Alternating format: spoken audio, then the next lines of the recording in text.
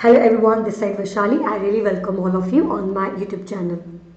In this video, I will be discussing all the topics, the name of the topics which you should be aware of if you are studying musculoskeletal system. So guys, मैंने कुछ दिन पहले video डाला था जिसमें मैंने cardiac chapter के topics को कवर किया था. अगर वो वीडियो आपने अभी तक नहीं देखा है तो प्लीज़ आप जाके उसे वॉच कीजिए, बिकॉज कार्डियो के अंदर कोई टॉपिक छूटना नहीं चाहिए है. सो मैंने सारे इंपॉर्टेंट टॉपिक्स कवर किए हैं.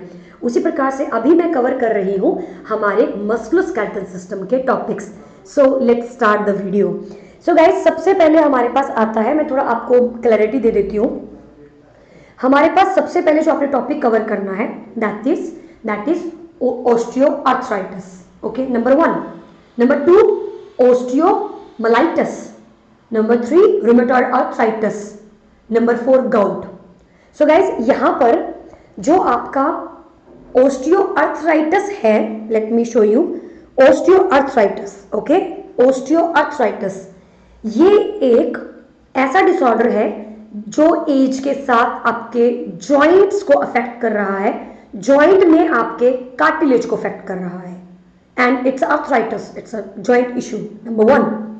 नंबर 2 पढ़ना है आपको rheumatoid arthritis, which is also inflammation of joint but particularly synovial layer.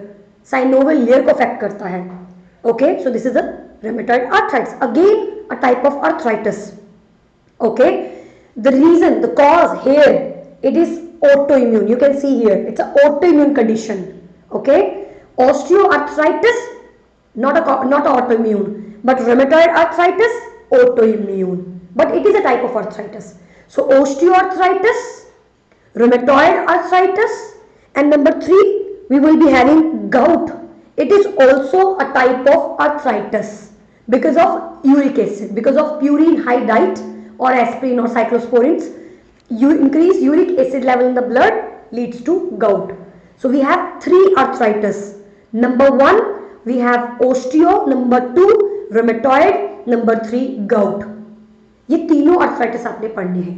इन तीनों arthritis के symptoms, characteristic features अलग अलग हैं.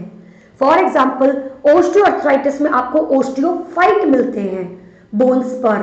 rheumatoid arthritis के अंदर आपको जो आपका एनकाइलोसिस और you can say that pannus, PANNUS, वो आपको देखने को मिलता है. जो आपकी स्पंजी बोन है और जो साइनोवियल लेयर है आपकी, वो वहां पर बहुत ही ज्यादा मल्टीप्लिकेशन उसका होता है, प्रोलिफरेशन होता है, पैनस फॉर्मुलेशन होता है वहां पर. ये ध्यान रखने हैं. ऑस्लर नोड, बुचर नोड आपको ओस्टियोआर्थराइटिस में देखने को मिलेंगे. रूमेटॉइड के अंदर आपको ये नोड्स देखने को नहीं मिलेंगे. उसी प्रकार से आता है gout. It is also a type of arthritis जिसमें क्रिस्टल्स बनते हैं, यूरिक एसिड के क्रिस्टल्स, जिन्हें हम टॉफी भी बोल देते हैं. Okay, so these are some characteristic features जो कि आपको प्रॉपर तरीके से डीपली इन तीनों को पढ़ना है. ये तीनों ही आपके आर्थराइटिस है. नंबर 1 एक टॉपिक आपका यहाँ पे कवर हो जाता है, दैट इज आर्थराइटिस, जिसमें से 3 निकल के आ गए. नंबर 2 आपको जाना है ओस्टियोमालाइटिस. बहुत छोटा सा टॉपिक है ओस्टियोमालाइटिस.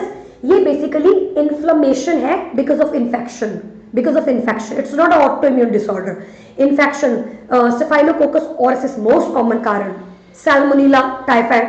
Number 2 then these are the bacterial causes. तो osteomyelitis, it is an inflammation, again it is an inflammation of the bone and bone marrow. Okay, but the thing is this disorder is associated with bacterial growth. Okay, no autoimmune. Now next, ये category खत्म होगी, osteo category finish. अब आपको पकड़ना है topic SLE. अब आप आ जाते हैं SLE पे. सो गाइज, मैंने आपको क्या बोला? Rheumatoid arthritis autoimmune, SLE autoimmune. Okay, and your gout, it is also autoimmune, not completely autoimmune, but you can consider it also. So guys, SLE, rheumatoid arthritis, autoimmune disorders. यहां से आपने इस प्रकार से लर्न करना है. तो SLE पूरी बॉडी को अफेक्ट करती है, ल्यूपस पूरी बॉडी में अफेक्ट होता है, not only the joints but also the kidney, also lungs, also skin, everything. So अभी तक हमने कवर किया osteoarthritis, rheumatoid arthritis, gout, osteomyelitis and SLE. अगला जो टॉपिक आपको कवर करना है दैट विल बी ओस्टियोपोरोसिस। तो गाइस ओस्टियोपोरोसिस एंड फ्रैक्चर आपको इन दोनों को साइमल्टेनियसली पढ़ना है, क्योंकि जब बोन आपकी पोरस हो जाती है वो नॉर्मल जो प्रेशर है वो विद होल्ड नहीं कर पाती, विद स्टैंड नहीं कर पाती है, तभी आपको फ्रैक्चर होगा। सो ओस्टियोपोरोसिस आप पहले पढ़ेंगे, इसी के साथ आप फ्रैक्चर पढ़ लेंगे। Okay, so arthritis, osteomyelitis and your SLE, your osteoporosis and your fracture will be covered।